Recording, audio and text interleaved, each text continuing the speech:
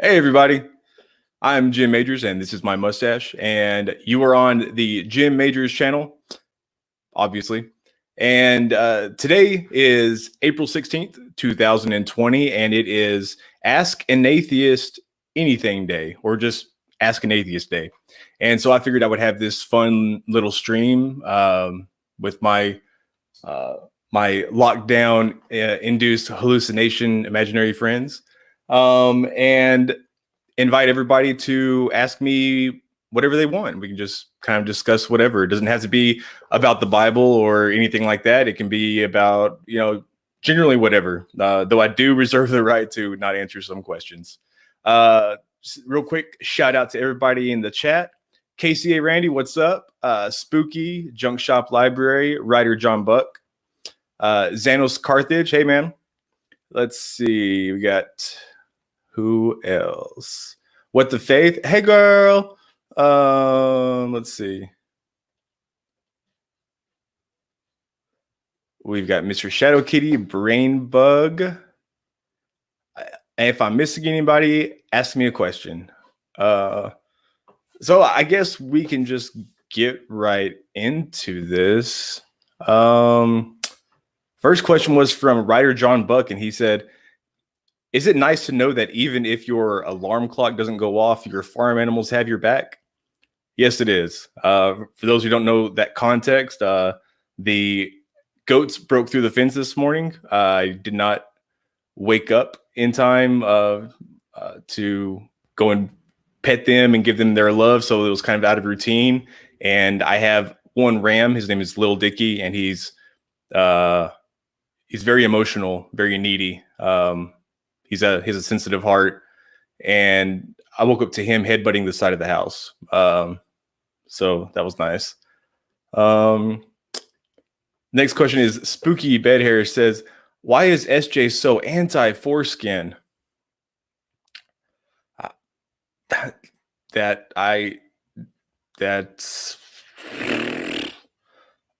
probably because God is, honestly. I can't really think of an answer to that that's not dirty and completely presumptuous and inappropriate, as bad as I want to make that joke.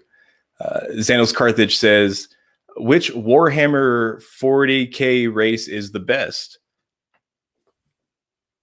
40K, or I honestly have no idea what that is, so I'm going to say the Master race. Or maybe the foot race. I don't know. Baton race. I don't know. Spooky Bed Hair says, why is Darth Dawkins so ill-mannered? He's a sad man. I know a little bit about him personally through means that I would rather not know, but I did come to know some things, and he is not a very nice person. Not his son doesn't like him. I know that much. He's just a very ill-mannered person, and that's what people who are ill-mannered had to look forward to, because it just pushes people away from you. Xanos Carthage says, fuck, kill, marry. Brett Keane, Nephilim Free, and G-Man.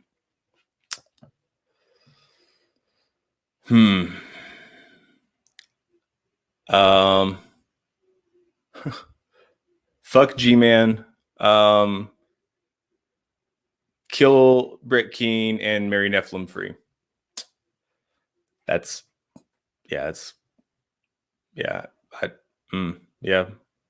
guess.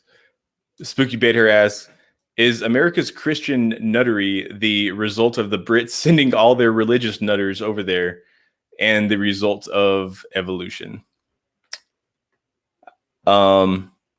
No, I honestly think that if the Brits didn't send all the religious nutters over here, somebody would send their religious nutters over here. So it would have been one or the other. Xanos Carthage says, what's your opinion on turtles?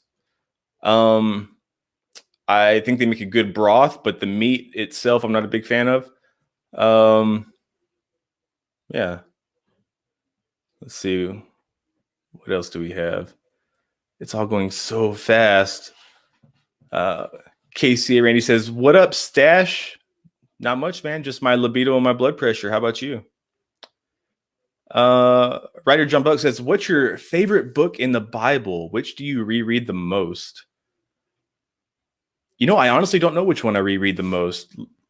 Uh, Even though I am an Old Testament Hebrew Bible major, I did at one time major in New Testament, and New Testament is my passion, just because that's what I studied the most. I guess as a Christian and even as an atheist, it's what I've studied most. So I would say probably either Mark or Matthew. I read the most. Probably Matthew.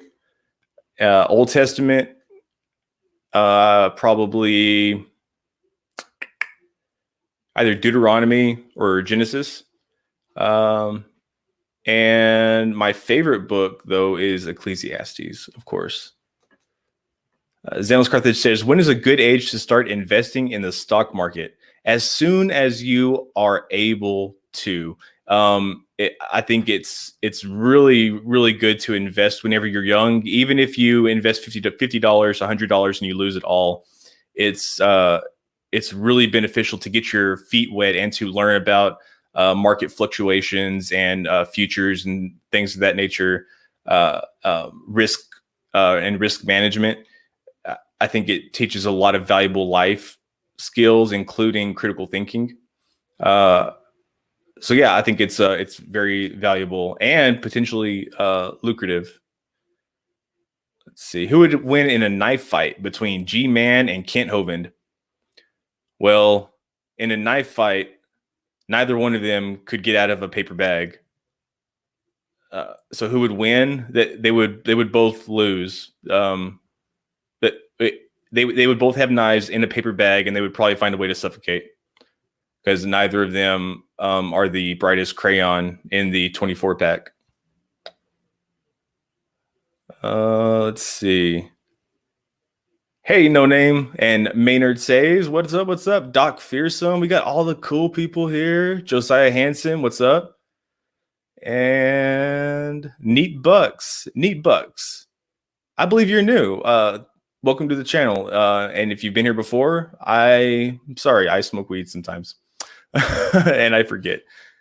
JB, rapidly becoming one of my favorite people, says, other than the three fountains, what is the craziest church tradition you know of? I believe it is at the crucifixion of Stephen that the ground opens up and it swallows an entire temple. It's a temple of Serapis, I believe, and all of the people who are around it, I think it's like they say 3,000 or 5,000 people, are just swallowed up by this hole, and then it closes up. So that's pretty wild. I think as far as like wild church traditions go, the accounts of the martyrdom of the apostles are pretty damn wild. Like John, for example, so many different things that happened to him, just depending on which church father or extra biblical source that you read about. But in one of them, he's boiled in oil, which was a real punishment. They would really boil people in oil, and their skin would fall off, and they would die a very painful death. But somehow John didn't die, and he recovered from it and went on to preach and write his gospel, apparently.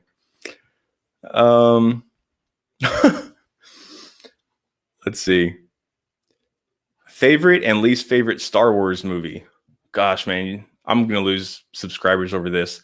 I've only seen the older Star Wars, like the older canon, like maybe one or two times. I'm honestly not a big fan of it. I can appreciate the canon and the plot and like the story behind it, but I didn't watch it early on, and the acting and the cinematography and things of that nature, it's just not appealing to me. So I just can't get into it. I'm spoiled on modern 1080 Netflix and this new 4K Fandangle shit. But I do like The Mandalorian. It's some good shit. But if I had to say my favorite and least favorite Star Wars movie, Jedi Returns is probably my least favorite. And my most favorite is...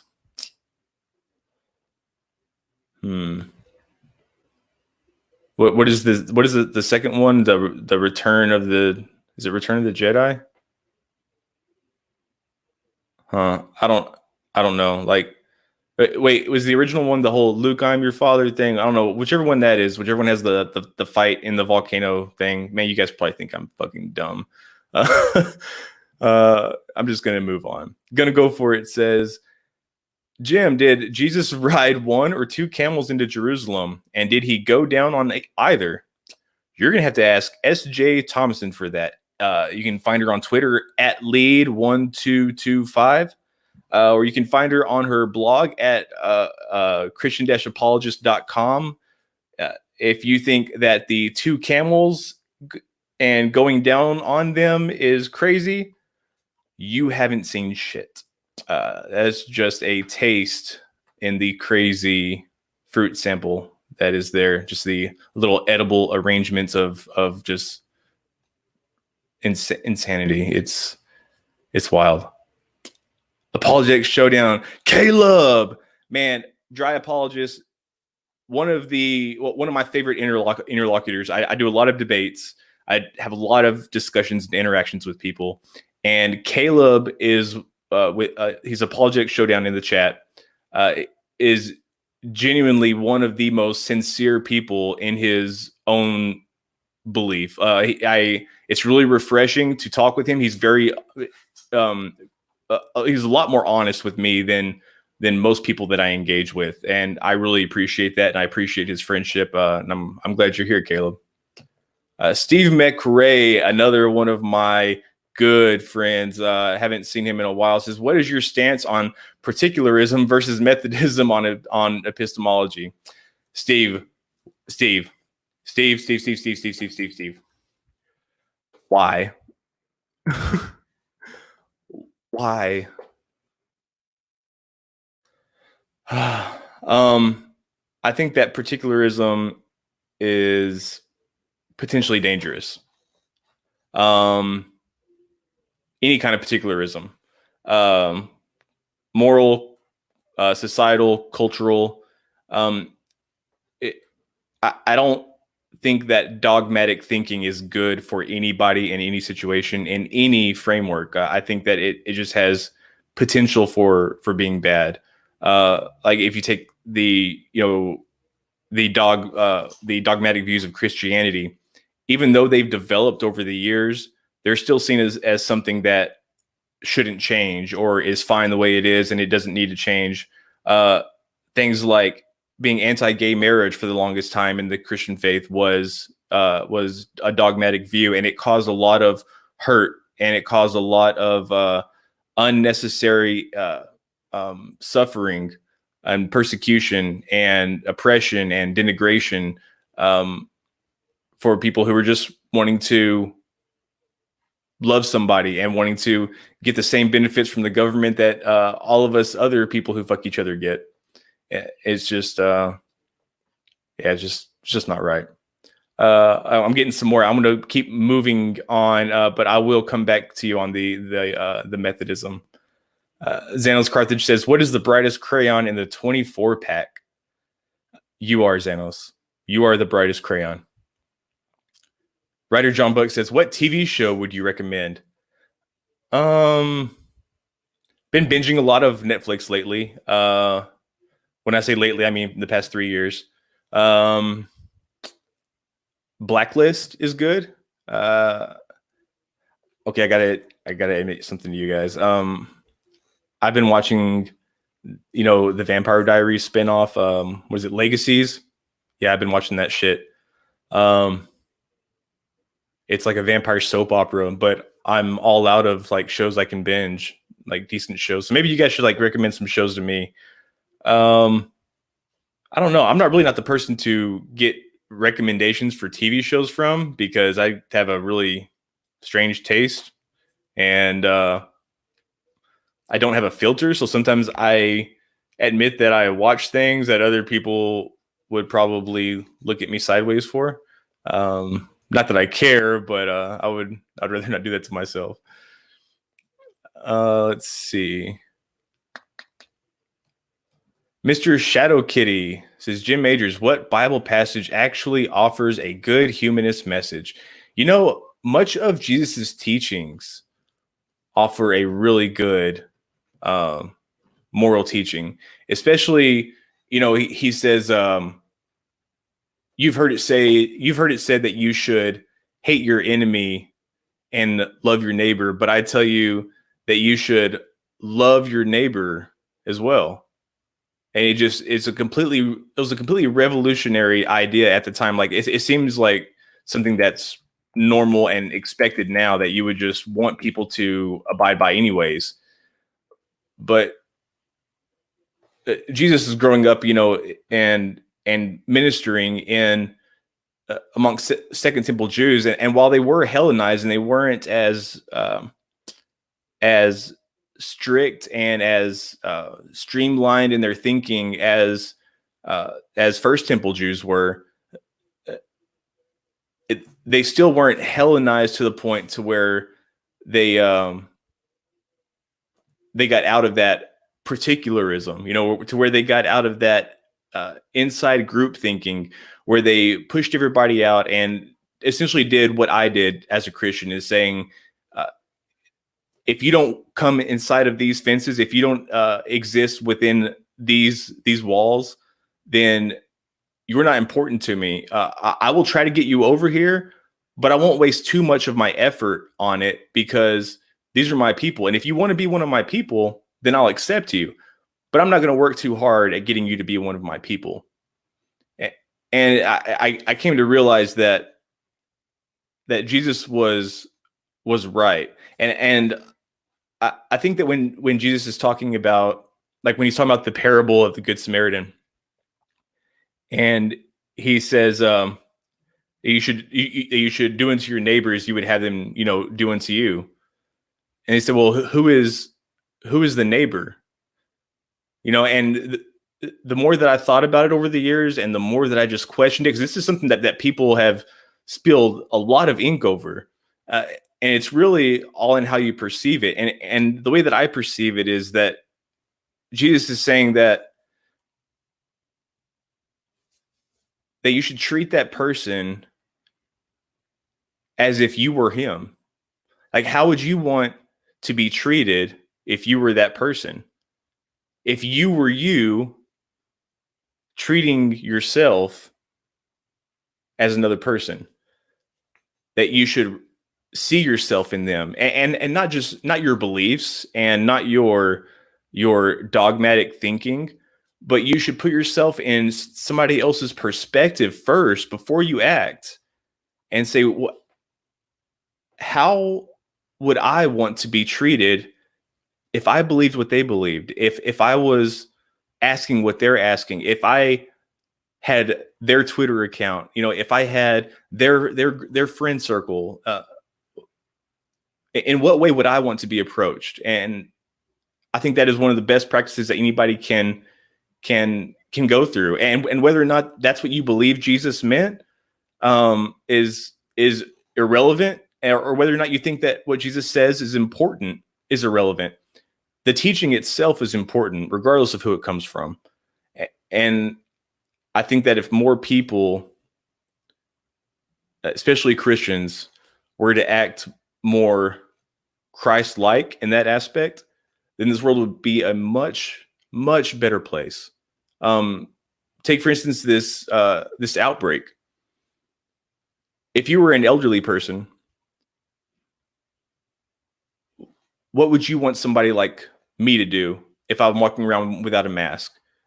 You'd want me to stay my distance. You would want me to keep my mouth closed, maybe not talk, maybe not cough in your direction, maybe not do anything that would make you feel at risk or in danger. You would want somebody to, if you were that old person, you would want them to take into consideration your current position and your current vulnerabilities, and say, and make that conscious decision that I don't have to go above and beyond in order to make this person feel at ease, or in order to keep this person from potentially getting deathly ill.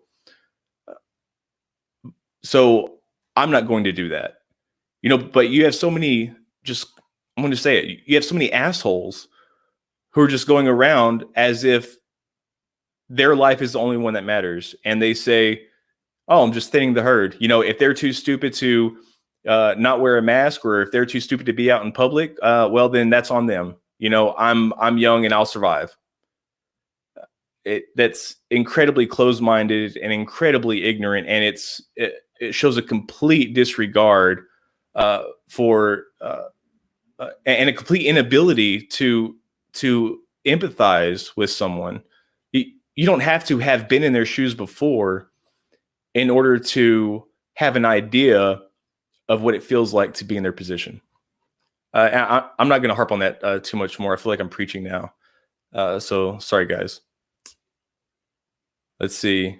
Blue wrench me or I will unleash my agnostic army on you, Jim. Steve. All right, I'm just going to say it. Agnostics are a bunch of bitches. Bring them on. Okay, I will take them all down. Just line them the fuck up, Steve. Line them up. I got them. I'll smoke them like this. What is the airspeed velocity of an unladen swallow? By Spooky Bed Hair. Well, that depends. You talking about a European swallow? African swallow? Was it? Is it African or South African? I don't remember, but Monty Python's great. Steve says, I feel naked and not in a good way. Well, you know, I didn't know that you being naked was ever a good way. You have your wrench now, okay? Now you got something to shake when you're naked. Maynard Save says, Jim Majors, what is your favorite morel? Blacks, grays, yellows, whites. I love a good yellow or a good white. I love morels, just lightly cooked. I'm not a big fan of blacks or grays. I do like yellows and whites. Second is Empire Strikes Back. Okay, thank you, No Name. Is that the one where the Luke, I'm your father, or whatever? Spooky says, don't mod Steve Ray. He's banned me on all his channels apart from one, and I'm really nice. Yeah, Spooky, you nice as hell, but you got a wrench too. Like, just don't worry about it. Like, you're safe. You're safe. It's okay. You're safe. If anybody else is scared of Steve, I'll give them a wrench too. Just fucking with you, Spooky. Mr. Shadow Kitty says, what Bible oh, I already answered that one. Let's see. Okay, guys, no fighting in my chat. Out of here. Get out of here with that shit. Bringbug says, who's your favorite character from Abrahamic mythology? Abrahamic? Now, are we talking about like all of the Abrahamic faiths, or are we just talking about like Abrahamic Judaism?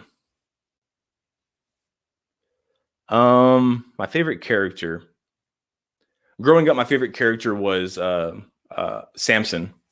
Just the stories and his strength and how you know, how he went out, you know, like a boss. And he slowly became my least favorite character. Just because I saw all the similarities between his birth narrative and the Annunciation and Jesus's. And I was like, well, that's something weird here. And then the whole fact that he breaks his Nazirite vows.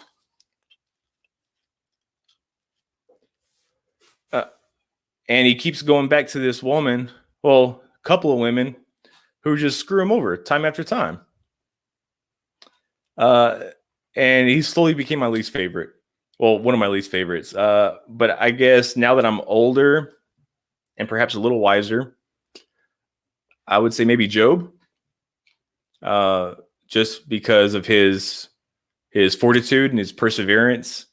Not saying that it was good for him to hold his belief in lieu of his family and his crops and his animals dying and himself being covered in sores and having to sit in ash and scrape himself. You know, I don't think that any God is worth that, especially if that God is going to allow another entity that he has power over to come into my life and test me because he doesn't think that I'm loyal enough. Like, you're omnipotent.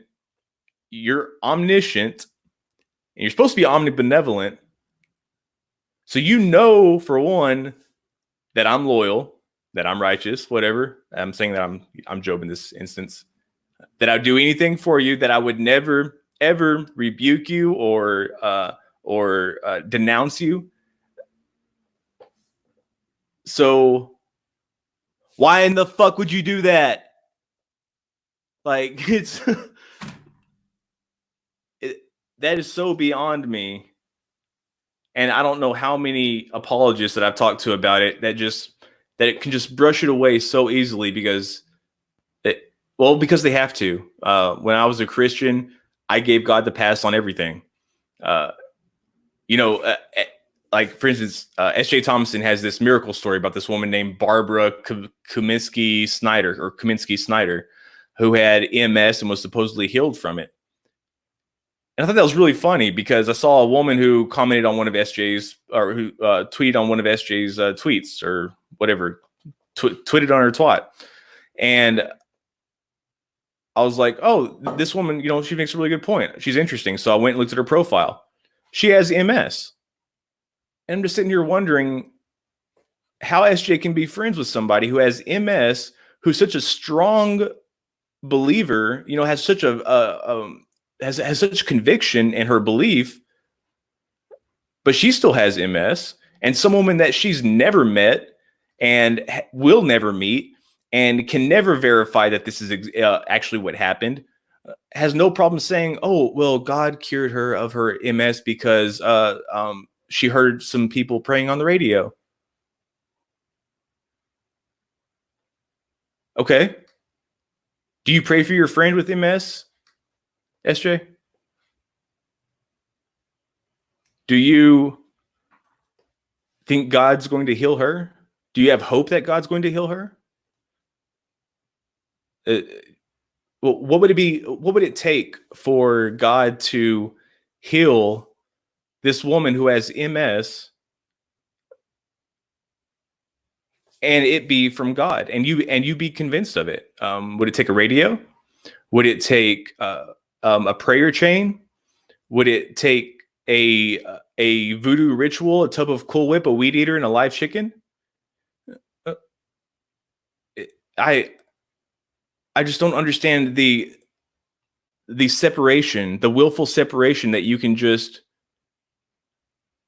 be cognitively dissonant of all the suffering, not just in the world, but around you, your friends, your peers, the people who you interact with on a daily basis are suffering. And I wonder how much you ask God to do, how much you expect God to do. Yeah, that's a better way to phrase it. How many of your friends do you expect God to heal? Do you expect God to heal the people with these critical ailments? Do you expect God to heal your friends and peers who are most Christ-like, who are most righteous, who has the most followers?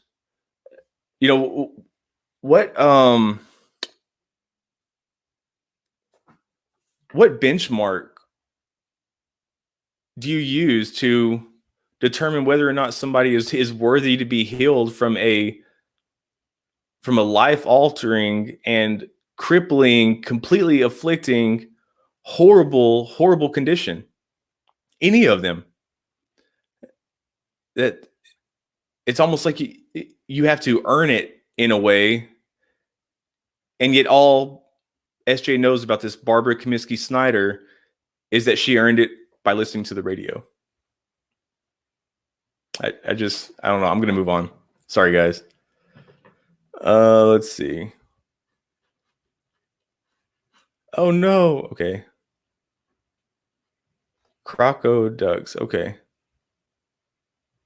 Oh, no. Why'd you? All right. Well, okie doke. Oh, you got King Crocoduck. Okay, cool. Yeah, man. I would like to join you. That's in a couple hours. Yeah, man. I'll be there.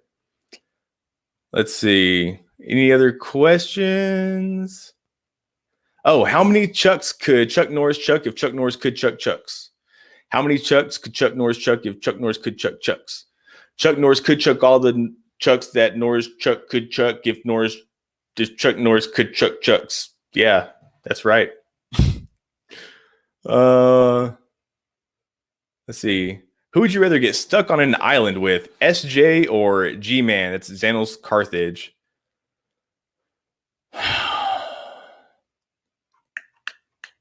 SJ or SJ? I'll be honest, SJ. I would, as humanist as I am, if I didn't think we were getting rescued and I knew that I would have to live the rest of my life with G-Man, oh, gosh. Man, I'm going to have to give away my humanist card because I know that I would drown him in the first 30 minutes. The mustache does not need a trim, sir. Okay. What needs a trim is your attitude. Follow up. Let's see. Let's see. Brainbug asked a question and then a follow up. Let's see. Let me see if I can get the original one.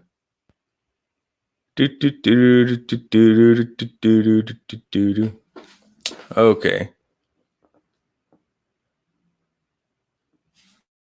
Wait, it did have to do with particularism. It totally did. Jim Majors, when is your next debate? So I have a debate with Inspiring Philosophy coming up, but it's in July. Like, I'm trying to get it earlier, but they asked me if I wanted to debate. I said yes, and they said, "How's July 25th sound?" I was like, fucking, like, it sounds like a long way away from now. It sounds like something I can't really commit to. But I have been trying to get a debate with him for a while. He's very hard to get a debate with. So I will be taking that. But in the meantime, JB, you know how it is, man. I'm always struggling for a debate. I'm always looking for a debate. I find it hard to find them. Let's see. Steve, I freaking wrenched you. Yeah, I wrenched you. Okay. Doc Fearsome says, have you watched The Good Place? Yes, I have. I think it's great. I think it's really good. Aren't they supposed to be coming up with a new season? Alias fake name. Hey, everyone. Everyone say hey to Alias. Hey, Alias. Nobody, you didn't hear anybody except me. So yeah. Let's see. Logical, plausible, probable says, why did you bail on our debate? I rearranged my schedule account for your requested time change. What's the deal, man? Well, first of all, I don't know who this is. And second of all, I don't bail on debates. So if you think I did, I sincerely apologize and would like to correct that. So please follow up with that. Let's see. Ryder Jumpbuck says, how high are you right now? Let's see. Well, I smoked about a quarter of a joint, so not that much. But this is probably going to offend some people, and I really don't care. But I'm out of rolling papers, have been for a while. So I have been starting in the glossary and working my way back in the Bible. In one of my Bibles, it's an apologetics Bible, so it's okay. It's actually right here. It was one of my my Bibles that I got. I think I got this one as a child, but it's the Apologetic Study Bible for students. And this is a real gem. But yeah, it's nice. It's got all kinds of information in it, and yeah. See, so I had to start right here. So there's one, and it was really interesting because when I rolled it up, there, I'll show this to you guys. Tell me how funny this shit is. Can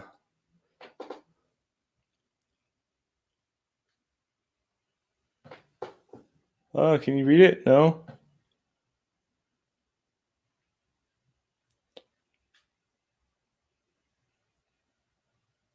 No? Come on, focus. Okay, well, anyway, it says, Sheol, a Hebrew word for either the grave, and I smoked like half of grave. And then underneath that is Shinar, a land in Mesopotamia. Then under that is sin offerings or a purification offering, provided purification, and Sheminith. It's a musical term. I thought that was pretty hilarious.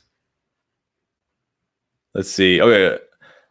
Follow up, indica or sativa?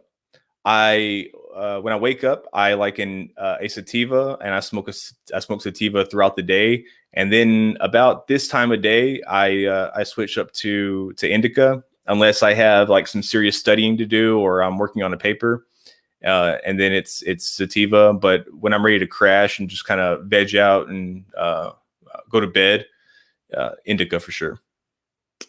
But I do love a good hybrid.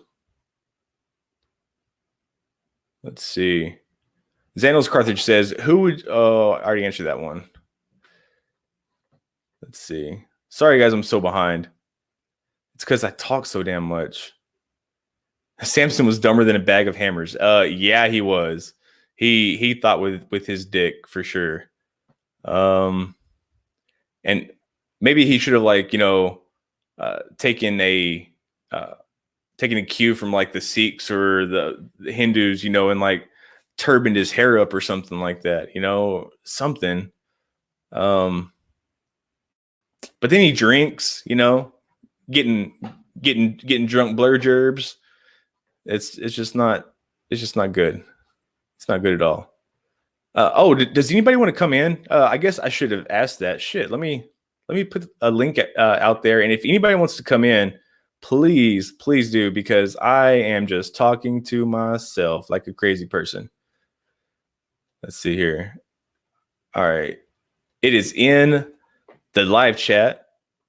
So get in there, and I'm going to do this for about another hour, I guess, or less, just kind of depending on what the interaction is. So get in on it if you want.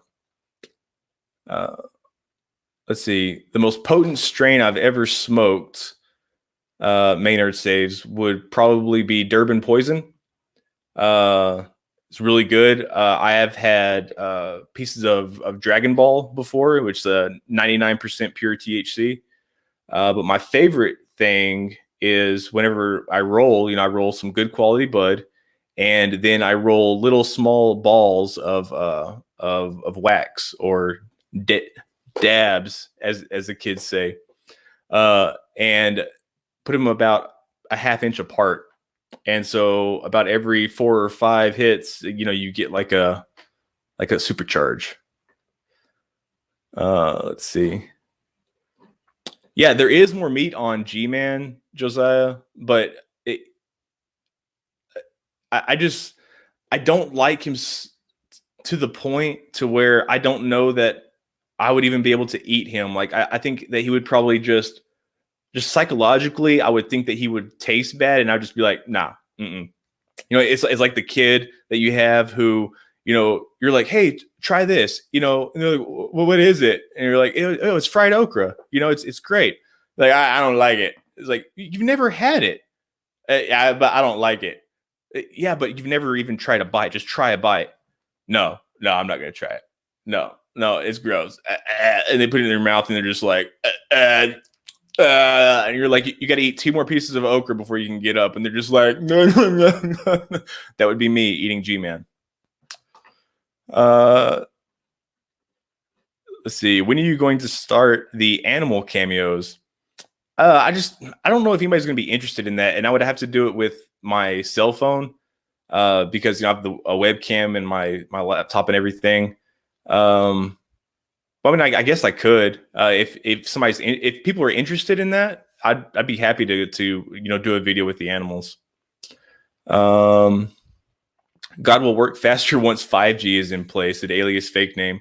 Yeah, I'm sure. If God's on T-Mobile, though, he's doing pretty good.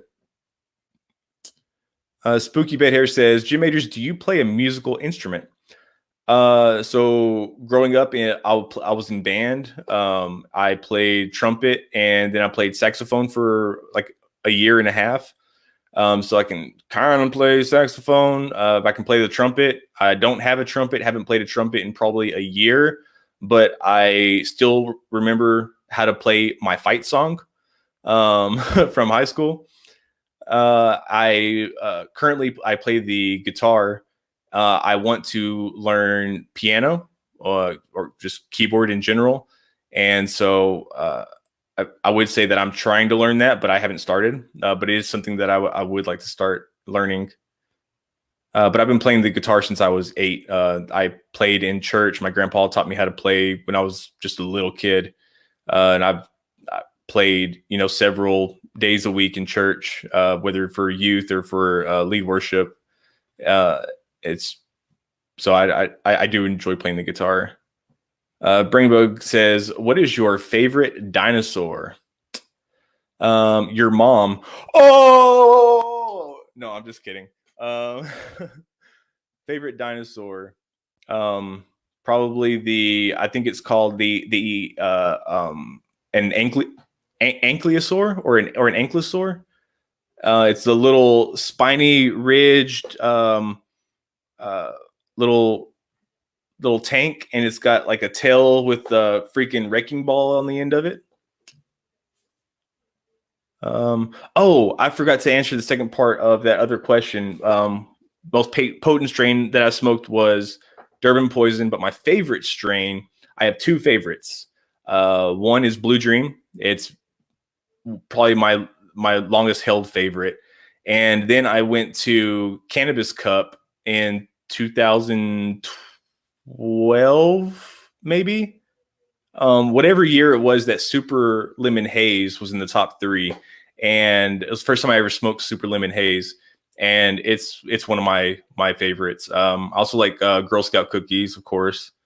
I like most purples. I like GDP. I like skunky. I like cheesy. Most people don't like that kind of thing, but I can appreciate a good aroma and taste. Taste is everything for me. So yeah, I enjoy the fruity, the citrus, that kind of thing. Xanos Carthage, can you send me some dabs? I'm out. Okay, you ready for it? Ready? How many you want? You want like I can give you like 5 more. One more because I love you. Okay, let's see. Maynard says our best plant ever so far was our last Durban Poison, and it was phenomenal. Oh, awesome! Did you test it? And what percent was it at? Did you get over 20 on it? JB says Jim Majors plays skin flute. LOL. Well, you would know. You taught me.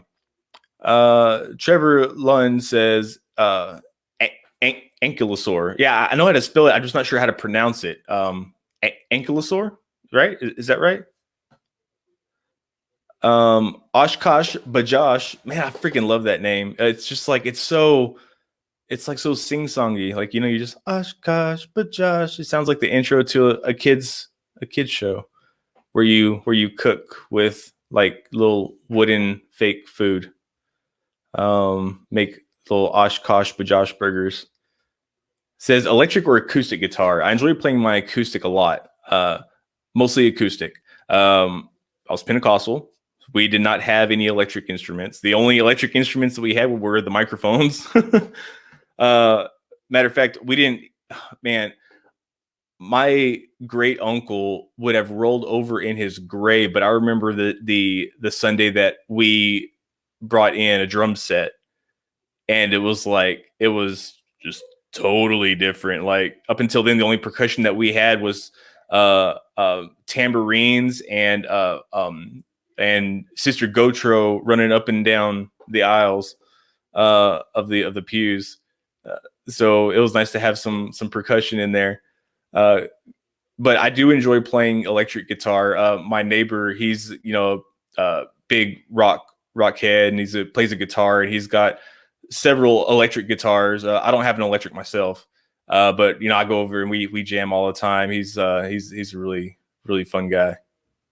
Let's see. What Trevor Lund says, what do open carry fundies think they should do with their AR-15s whilst they bless those who curse you? Pray for those who mistreat you. If someone slaps you on one cheek, turn to them the other. Well, there are hypocrites in every belief. There are always those people who claim to be something that they're not. And I think that's really telling, because when a person does that, when a person acts one way and yet represents himself in another way, a completely different light, or should I say a completely different shade, it's really telling in that they know that they're being disingenuine. It's sorry. Shit. What were we just talking? Oh yeah, the AR-15s, and turning the other cheek. There's a lot of Jesus' teachings that people ignore completely. For instance, Jesus says, who you've heard it said, and this is the it's called the antitheses in Matthew, and it's when Jesus takes a few of the Old Testament commandments and puts a twist on them, like adultery and murder and so on and so forth. But he says, you've heard it say that you shall not murder, but I say to you that you shouldn't even be angry with your brother or sister, that you should not shout rakah, at them. You should not call them a fool, for whoever calls their brother a fool is in danger of hellfire. And it's Matthew 5. I think it's like 19 through 22. Maybe it's 20 through 22. But it's but then I'll have Christians come back to me and say, it just happened to me yesterday on Twitter. I quoted that, and he came back to me with, yeah, but that's just to our brothers. You're not our brother. You're an atheist. My brothers are Christians. I said, so you really believe that Jesus is telling you to only, be kind to your fellow believers? How far do you extend that? Because you extend that to a certain point and you wind up exactly where I was inside of Pentecostalism, where the only people that you hung out with were other Pentecostals, because those are the only other people that you saw any value in. And that's tough, man. That's hard. Let's see. I'm going to move on. Let's see. Ankylosaurus. Thank you for that phonetic spelling. Thanks for the considered answer. Good to put that New Testament education to use. Giggle. Yeah, for sure. No Name says, Jim Majors, is saying knee to your neighbor acceptable? No, absolutely not. You shouldn't say how Kylan either. Oh man. Let's see. Okay, so we're kind of running low on questions, but I wanted to tell you guys something. For those of you who don't know, S.J. Thomason wrote a book.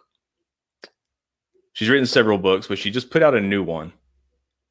And JB sent it to me. Well, sorry, JB, I didn't mean to throw you under the bus there. Somebody I know sent it to me that wasn't JB. And I'm only 5 pages into it, guys. It's 150 pages long, something like that. And I'm already losing my shit. Like I had to stop reading it like 30 minutes before this live stream, because I didn't think I'd be able to hold my shit together. Like, just so you guys know, in case you are new to the stream, if you want in on this, you get in on it. I just posted the link, so get in here. Okay, so SJ's book, yeah. Okay, so we're gonna play a little game. I'm only 5 pages into this. There's 150 pages.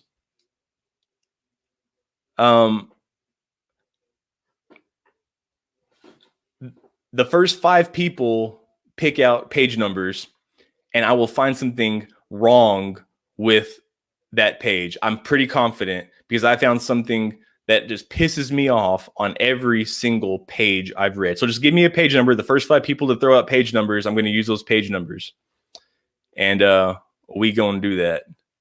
So this should be fun. So those who stuck through, Zano 69. Okay. Awesome. Josiah Henson 1. That's good.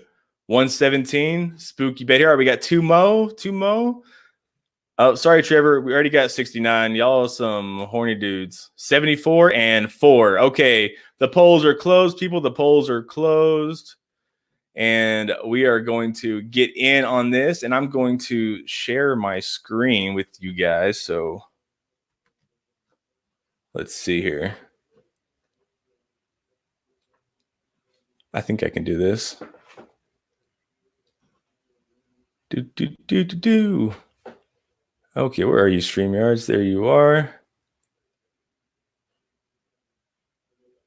Share screen.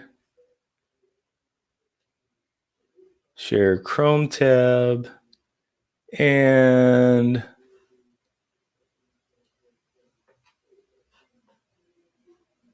I think it's this one. Yeah. Okay. All right. So can you guys see this right here? A quick and concise case for Christ. Oh, I can't believe you guys are doing this to me. Actually, I'm doing this to myself. Shouldn't blame you guys.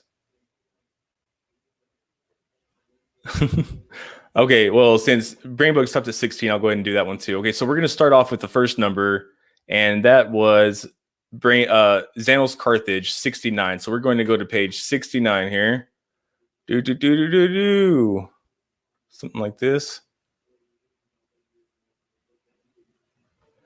Okay, 63, 4, 5, 6, 7, 8, 9. Okay.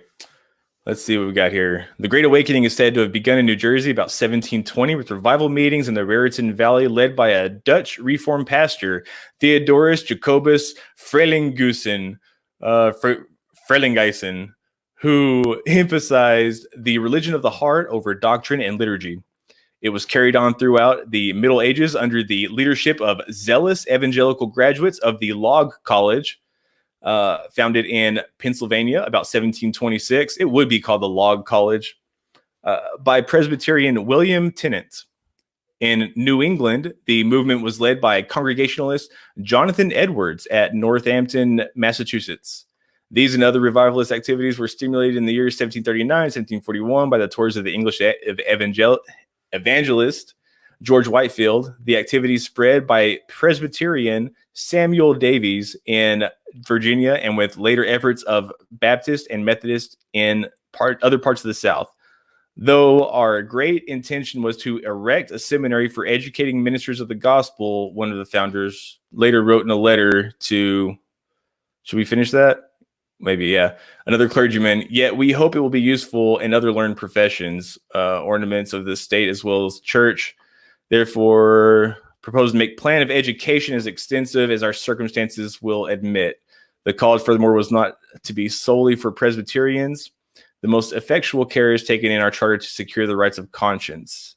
Persons of all persuasions are free to access, or to have free access to the honors and privileges of the college while they behave themselves with sobriety and virtue. Sobriety and virtue, huh? Okay, so this seems like... okay, so it's this movement in New England, and this movement seems to have like these revival meetings and things like that. So this sounds very like what do you call it? Man, I should not have done this when I'm stoned. Charismatic is what I was trying to say. So the Great Awakening. Anybody know what the Great Awakening is? Great Awakening. Nope. Anybody? Okay, so it's in the 1800s whenever the people realized that, hey, we don't have to believe what the church believes. Like, we believe something different. We believe all these different things. So there was a huge schism at this time. It wasn't just a revival, right? It was the start of the spread of Christianity, and by spread I mean splitting off into different sects, especially amongst the colonies.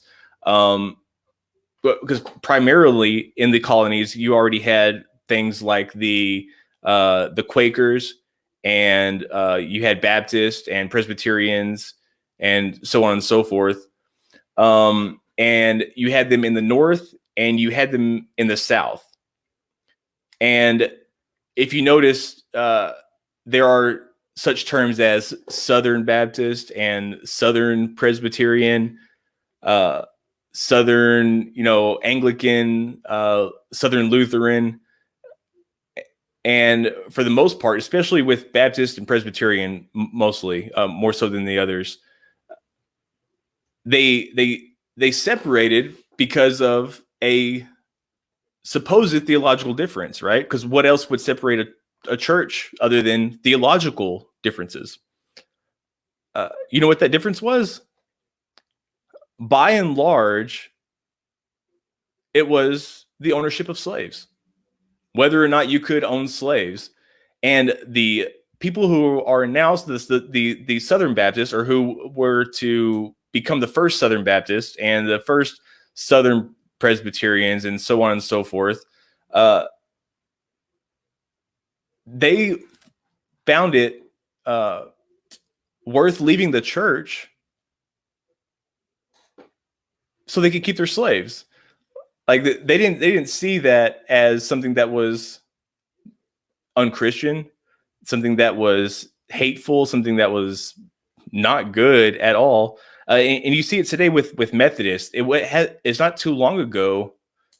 As a matter of fact, it might still be in the works that the Methodists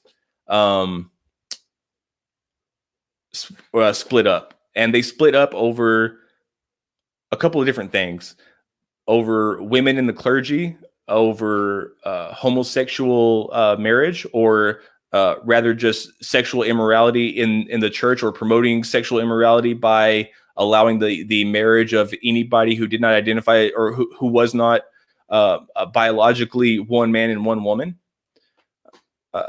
They're currently split up right now, and the people who were not willing to conform,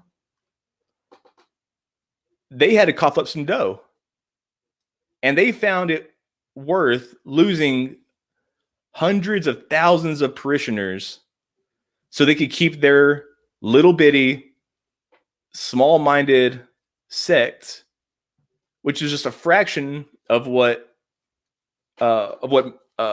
the Methodist faith was before. And they fractured because they couldn't agree that, hey, maybe women can be leaders of the church, and that, hey, so what if I got mustache hairs? Ugh. Sorry. It's just ridiculous. Okay, I'm going to move on to the next one. Man, this really wasn't a good example, but it's been firing me up. So let's go to the next one. Page 1. Oh, that's a good one, Josiah. Okay, page 1. Oh, man, you guys are going to love this shit. Oh, check this out. God is dead. Nietzsche is dead. God, like, that's a waste of a page, SJ. Okay, here it is. Now, keep in mind, I asked SJ the other day for a list of objective moral values. She sent me some back, like, just off the top of my head, it's life, truth, justice, liberty. I believe there were some other ones. but I can't recall what they were. Man, for as slimy as most of the Bible is, it sure doesn't want to stick together.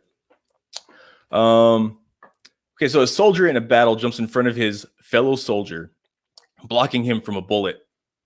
A mother in an airplane covers and hovers over her infant to try to protect her as the plane goes down. A father with very little money foregoes a meal so his daughter can have one. These selfless acts are not unusual. And she's absolutely right. These aren't unusual, and these are very admirable acts. But these are acts in which people put something over the value of their own life.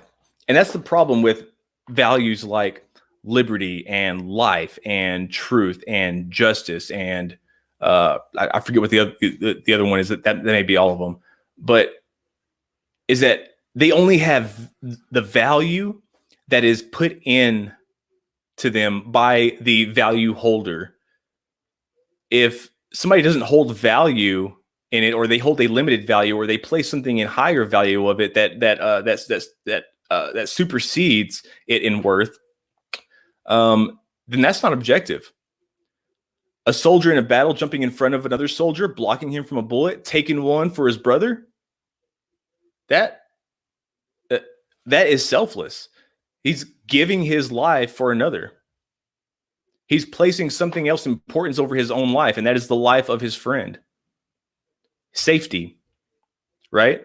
Safety in a mother in an airplane covering and hovering over her infant to protect her as the plane goes down. Motherly instinct. She's putting her own life over her infant. She's doing everything she can to protect her infant's life. A father with very little money foregoes a meal so his daughter can have one.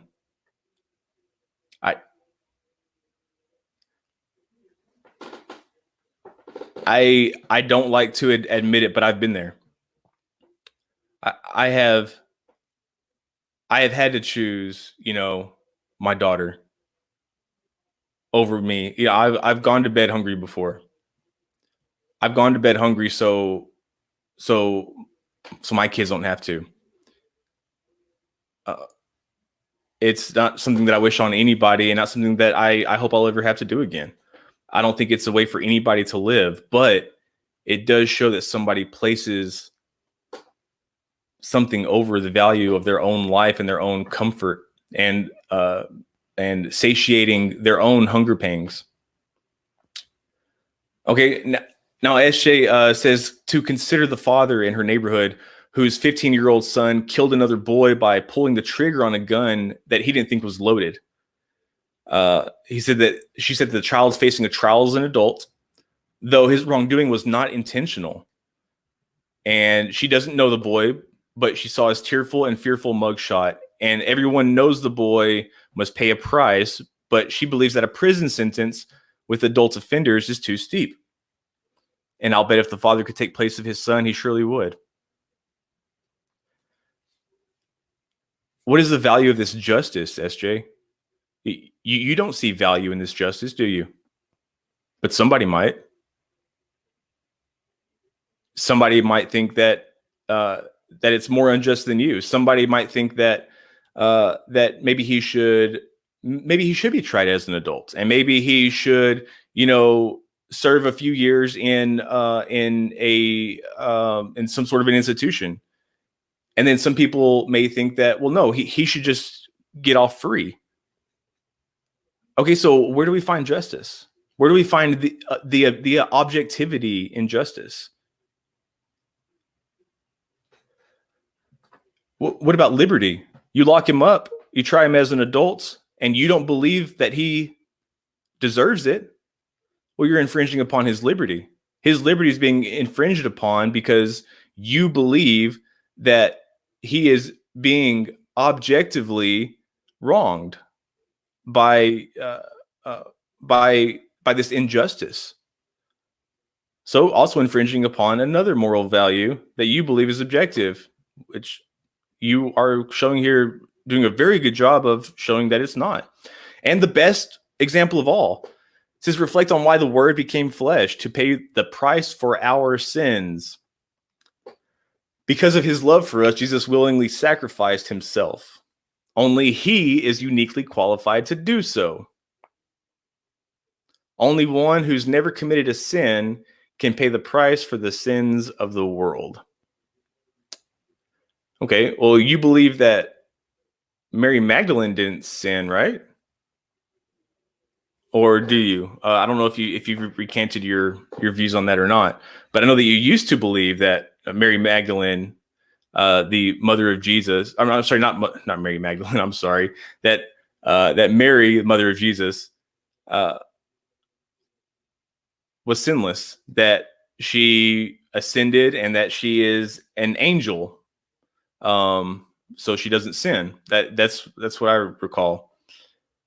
Only one who's never committed a sin. Do babies commit sins? Because babies die every day, SJ. And no, not from just abortion, from acts of God. Miscarriages. The majority of pregnancies end before the 12th week. And many of them without the woman even knowing. The number one abortion provider in the world is Planned Godhood. But it's all part of God's plan, right? That he would have to send somebody to live a full life and to suffer because he's sinless. And yet, if that was the only qualification, then any of those babies that God took before they could even enter the world are also uniquely qualified to serve his place. She says, through Jesus' death and resurrection, we are granted everlasting life, even though we are not deserving of same. Based on our faith and not on mere works, we are given the opportunity to drink of the Spirit of truth. Okay. Is it on faith and not works, or is it faith and works? Are you saying that it's just on your faith that you're given this opportunity? That you don't need the works? Because if you didn't need the works, then you wouldn't pray. You wouldn't take sacrament. You wouldn't perform any silly rituals. You wouldn't be an apologist. You would just have faith.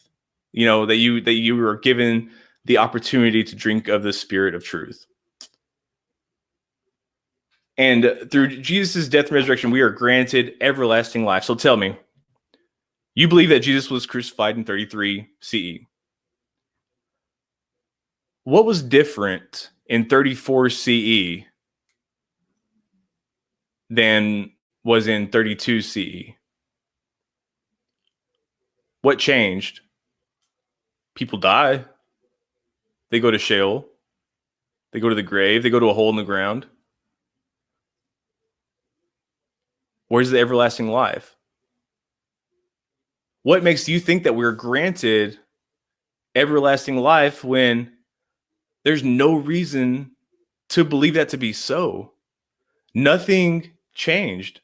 Our sin nature didn't change, right? We still have the desire to sin. We still have the sin nature. We still have, we still sin. Christians still sin. There's still false prophets. There's no peace in the world. Jesus didn't hammer swords into plows. He didn't bring peace. He didn't unite Jerusalem, unite Israel, unite the world. He didn't gather all the Jews back to Jerusalem. And all of Jerusalem did not mourn for him, SJ. Luke 24 does not say anything about the entirety of Jerusalem mourning for him. For those who don't have the context, you need to follow me on Twitter at @DJimMajors. Okay, I'm going to move on to the next one. It says 117 spooky bed hairs. So we're going to cruise on down to that. Oh, is that too far? 14, close enough. 16, 17. Oh, boy. Modernists tried to replace traditional Christian values and the Bible with the view that individuals have no higher rule book, no moral code, and nihilism better explains life.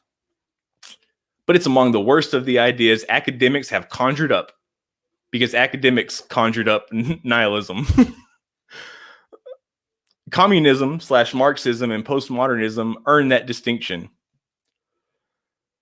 Postmodernists reject any absolute truth, preferring the intellectually absurd position that truth is a social construct up to each individual to determine and therefore not factually based. Is that truth, postmodernist? SJ, you posted this in a tweet like a few weeks ago, and I completely wrecked this. I'm pretty sure that these are the exact words that you use too. This is a straw man argument. A complete straw man argument. You're telling postmodernists what they believe? That's like me saying, well, Christians reject the idea that any other God could possibly exist. They prefer the intellectually absurd position that Jesus rose from the dead and is God, but also his son. So the Trinity, while we don't understand it, is truth, even though it's something that we can't fully comprehend.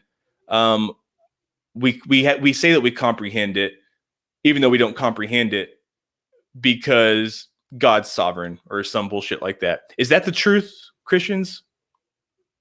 See, doesn't that piss you off? The postmodern position is logically incoherent. I'd like to see that syllogism. Out of one side of their mouths, they'll say we have no absolutes and everything is relative and subjectively determined. From the other, they'll invoke absolutes, such as saying that authority, hierarchy, power, oppression, transphobia, and racism are morally wrong. SJ,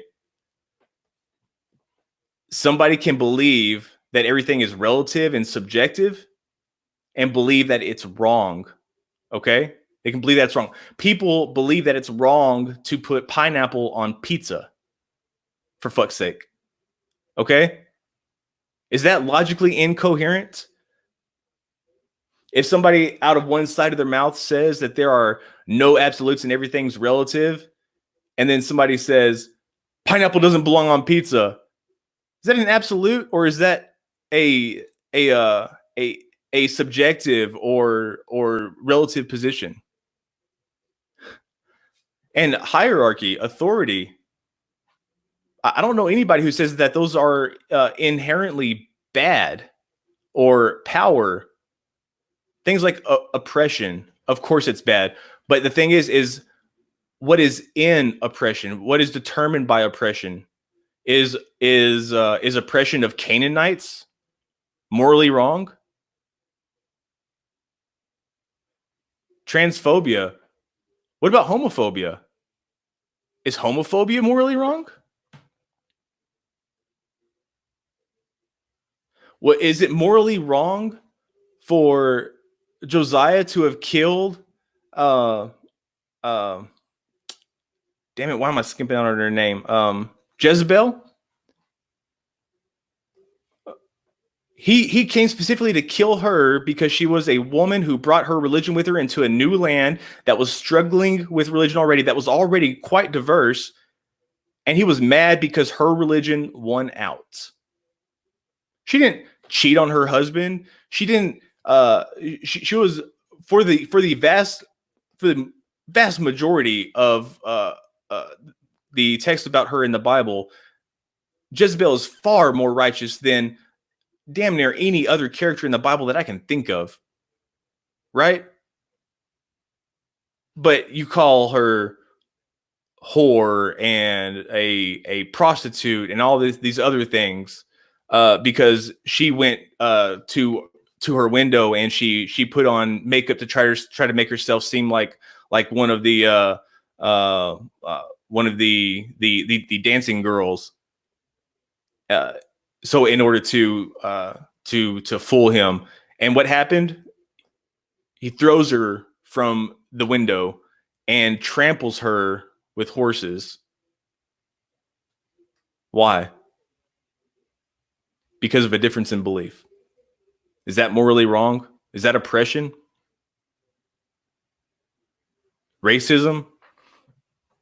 To say that because you are a Canaanite, you don't deserve to eat the children's bread, but maybe if you're loyal, you're repentant, if you are willing to have faith and believe in me, then I'll let you eat the crumbs off the floor under the table. Is that morally right, SJ?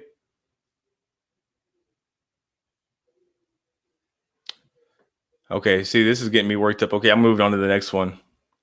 JB says page 74. We're going to cruise on over to 74. Right there, maybe? Close? Oh, man, I'm getting kind of good at this. Christopher Columbus. Has anybody seen one goddamn thing about Jesus yet? What is the title of this thing again? A quick and concise case for Christ? What the hell? Okay, let's see here. Qatar, Afghanistan, Malaysia, Brunei, the Maldives, Somalia, and Comoros. According to former Muslim turned Christian Nabil Qureshi, leaving the Muslim faith, even in Western societies, is highly shameful to Muslim families. So doing so is strongly discouraged. The United States is the third largest country in the world with almost 330 million people. It is surpassed by India, 1.4 billion, and China, 1.4 billion. Again, I haven't verified these statistics, haven't got this far, so we're just going to assume that these are correct, even though they're probably wrong. And followed by Indonesia, 265 million, and Pakistan, 210 million. Comparatively, the 28 countries of the European Union total around 446 million people. Okay, so we're talking about population density here. Yet, unlike many other countries of the world where populations are relatively homogeneous and cultures are thousands of years old, the United States is heterogeneous and relatively young, having achieved its independence in 1776. It's heterogeneous in what sense? Aren't you the one who believes that the United States is a Christian nation? What does achieving its independence have to do with anything? All the countries that you just listed, India, they have their independence. China, they have their independence. Like, I mean, what point are you making? Oh, okay, it achieved its independence in 1776. Okay.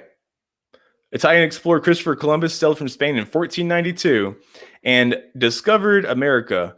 He labeled its inhabitants Indians. I'm going to just go on down here because this seems like it's going to be good. Though he landed in the Indies or Asia, or thought he landed in the Indies or Asia.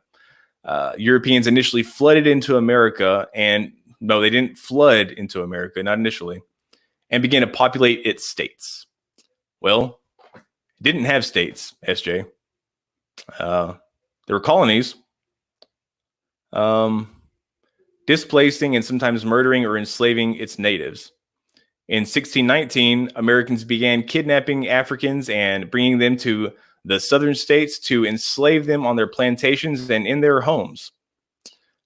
Yes, the first people to mainly do this, first of all, if I remember correctly, Jews were by and large the first ones to traffic slaves. But the slave ship owners and the people on the ground doing the work were Christian. It's hilarious. And what did the Christians do that wanted to keep their slaves? Well, they either kept their slave from reading the Bible, they would read it to them because, you got to make sure they're Christian, but we're just going to feed them this diluted version of Christianity so that we can continue in their mental and physical captivity. So we're just going to make them think that they're not worth, what we are, and that they should obey their masters. Any Christian slave owner who knew their Bible during this time must have experienced cognitive dissonance. Yeah, after reading Exodus 21, absolutely. The Bible explicitly outlaws kidnapping, which was to be punished by death. Exodus 21:16. Okay, we're going to look at this one up. Exodus 21:16. Let's see here. Oh boy, this is so much fun. Finally, a Bible verse. Like, geez, SJ, I thought you were going to take us on some sort of like horrible parody of a history lesson. Oh, geez. Okay, first of all, you have to read it in context. When Exodus was written, when any of the books of the Bible were written, you can pick up any Hebrew or Greek or Aramaic manuscript, and there will be no chapters and no numbers. So by Exodus 21:16, she means Exodus. So we're looking at this as a whole. We're not going to cherry pick one verse. So 21:16 says, he that steals a man and sells him, or if he be found in his hand, he shall be surely put to death. Okay, so let's look at this. What are we talking about? Well, look at Exodus 21. It says, now these are the judgments which thou shalt set before them. Before who? Who are we setting these two? It's to the people who were brought out of the land of Egypt, right? So the Hebrew. So many of these laws are referring to somebody who was what they would consider a brother or something of that nature. Now, this wasn't talking about slaves in general, just their brother, because we all know that elsewhere in the Bible, it completely justifies somebody getting slaves through conquest. For instance, in Exodus 21, in the very same chapter, so you can buy a Hebrew servant, right? He'll serve 6 years, and then on the 7th year, you set him free. If he came in by himself, he goes out by himself. If he was married, then his wife goes with him. But if his master gives him a wife while he's in captivity, and any kids that they happen to have, he leaves them behind unless he chooses to stay. And by leaving them behind, I mean, he leaves them behind as chattel slaves. They don't get the 6 years, 7 years, and I'm out. The kid doesn't leave when they're 7, you know? And when he comes back, he marks his ear with an awl, pierces his ear. So the sign of a slave. It's like I do with the cattle, you know, tag their ears.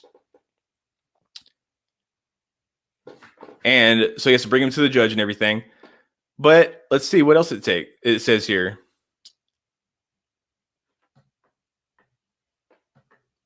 Okay, so what it's saying is, if a man lies not in wait, but God delivers him into his hand, then I will appoint him a place where he shall flee. So God will help him get out of that situation. Essentially, is what it's saying. But it's conditional, right? Sorry, I accidentally clicked off. Come on, where are you at? Okay. So he will appoint you for a place to which he may flee. But if a man willfully attacks another to kill him, then you shall take him from my altar that he may die. It says, whoever strikes his father or mother shall be put to death. It says, whoever steals a man and sells him, and anyone found in possession of him shall be put to death. So steals him. So how do you steal a man? You steal a man from somebody who already owns a man. Somebody who already has possession. Somebody who, this is already their abed. This is already their property. This is already their money. So whoever steals a man and sells him, and anyone found in possession of him shall be put to death. Why? Because it's their property. And you can go to verse 20 and see that they are property, because when a man strikes his slave, not another man, not when a man strikes another man, when a man strikes his slave with the rod and the slave dies under his hand, he shall be avenged, right? But if the slave survives a day or two, he is not to be avenged. For the slave is what? The slave is his money. The slave is his property. It's saying that he's allowed to do that, but it's kind of like the cruelty to animals, that we have here. It's like, oh, you can have pets, you can keep animals, you can put them in cages, but you have to feed them and water them. And if you beat them so bad that they die, then, well, that's against the law, So essentially that's what it's saying here, is that you don't beat your dog to the point to where he dies. It's awful, awful, awful. But there's a lot more in here. We can keep going through that, but I think I'm going to just move on. Let's see. No name said, page number 4. And I'm sure there's all kinds of stuff that's that you guys are typing that I'm missing. Democratic Party. Holy fuck. Okay. They've capitalized on the socialist leanings of many young people, so programs such as paying off all student debt, $1.56 trillion, and implementing a new Green Deal, $51 to $93 trillion over 10 years, have appeal. I wonder if she says anything in here about the limited funds for research and development, for scientific advancement, for education. What about things like, I don't know, the military infrastructure? Do you have a bitch about how much that cost us? How much each Tomahawk missile, how much every ad cap, how much every surface to air, how much every piece of machinery that we ship over and back cost us? The lives of our soldiers, their wages. Says, why shouldn't the government and society pay it off? Their own, meaning, why should people have to pay off their own debts? Why shouldn't the government and society pay it off? You mean kind of like the capitalist bailing out the airliners? Oh, because what was it? 500 million or 500 billion dollars? I think it was maybe 500 million. It could possibly be 500 billion, but I think it's $500 million that went to airline bailouts. What about the automotive industry bailouts? Capitalism is forever paying off debts of people who can pay for themselves. What is wrong with the government paying off the debts of people who can't pay it for themselves if they're already paying off the debts of people who can? It's so bass-ackwards. Yeah, let's revisit the communists of the USSR, China, and Cambodia. The Green New Deal, which is estimated to cost around $600,000 per household over 10 years, is based on modern monetary theory, which equates to borrowing from one credit card to fund another. These programs are morally reprehensible. Okay. They could bankrupt the U.S. economy if the coronavirus doesn't do that first. Right. They're going to bankrupt the U.S. economy, not the poor business dealings that we do, or our poor pursuits of some sort of green energy. This is ridiculous, SJ. This is, I've read the first 5 pages and like these other 4 pages. Man, I'm telling you. Okay, so we got one more page. I'm just moving on with this because I'm sure that there's other questions and I'm going to move on. Let's see, what was the other page? 16, was it? I think. Yeah, 16, Brain Bug. Let's see. Oh, yeah, here we go. Here we are talking about Jesus. Destroy this temple and I will raise it again in 3 days. John 2:19. You look at that in context and Jesus is standing where? Temple.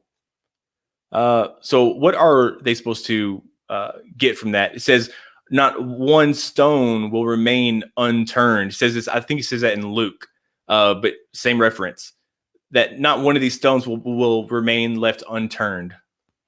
How's that metaphor for Jesus? It says the Pharisees often try to stump Jesus with biblical questions and were stunned by his knowledge. He stumped them with the following question. Jesus said to them, "Why is it said that the Messiah is the son of David? David himself declares in the book of Psalms 110, the Lord said to my Lord, sit at my right hand until I make your enemies a footstool for your feet." David calls him Lord. How then can he be his son? SJ, Lord was the head of the household. The Lord very often had sons. The Lord very often had sons, and more than likely, if they weren't the eldest son, they refer to him as Lord. It says, your Lord, my Lord, right? The Lord said to my Lord, right? So it said to my master. The master said to my master, sit at my right hand until I make your enemies a footstool for your feet. You know, Jesus calls God Lord. How can Jesus be God's son?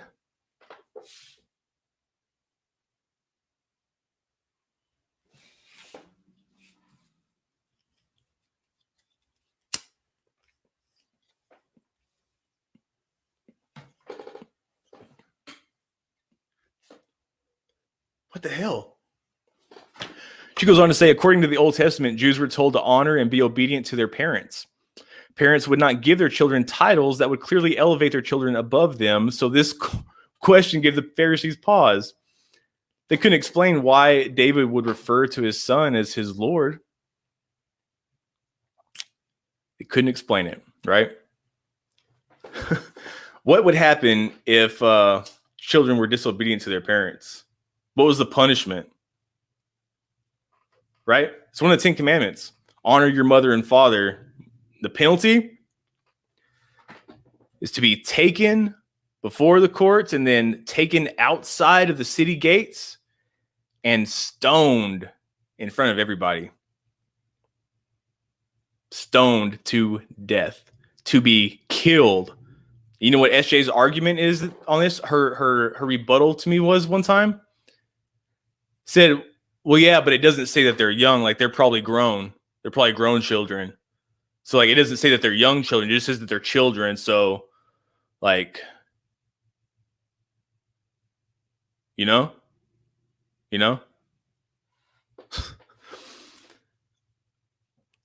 As noted in the genealogies reported in Matthew and Luke, Jesus' genealogies from both his mother Mary's and his legal father Joseph's lines included King David. That is why Joseph registered himself in Bethlehem when called to do so just prior to Jesus' birth. We know from several Old Testament passages that the Savior would come from the line of King David. Okay? It would come from the line of King David. But did Jesus come from the line of King David? No, he did not. And I'm just going to see if she has it in here. If she has... Oh, you don't put the actual genealogies in here, SJ? Why wouldn't... Barbara Kaminsky Snyder. Y'all.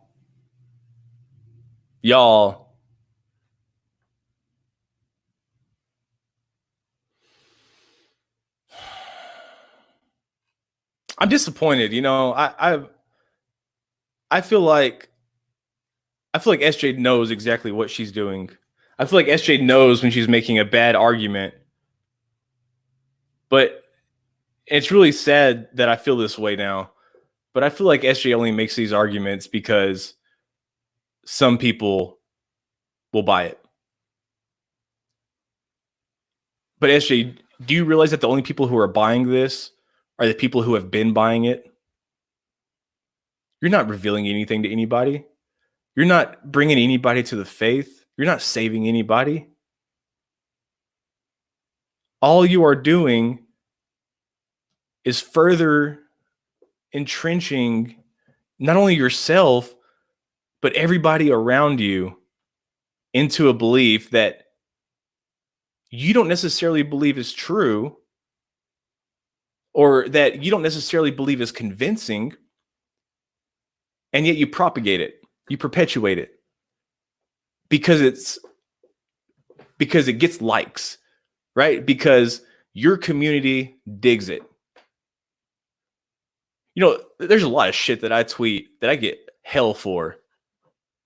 Just today, I got a private message from somebody. I'm not going to say who it was, over a tweet that I just sent out in response to something that Apologia said.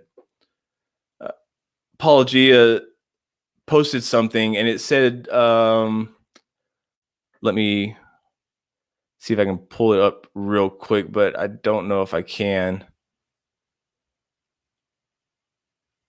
Oh, okay. So his Apologia's tweet said, come on. He was responding to a Christian who said that nobody can end your atheism but you and God. And Apologia said, I'm ready, just waiting on God. And this is the tweet that I got in shit over. I said, it would have been nice if he ended my atheism before it began while I was sobbing on my knees, pleading for answers. But hey, there's no time like the present. No hard feelings, God. Just let me know that you're here and that you're loving. And I'm back in the pulpit praising your name with my testimony. And I got shit for that.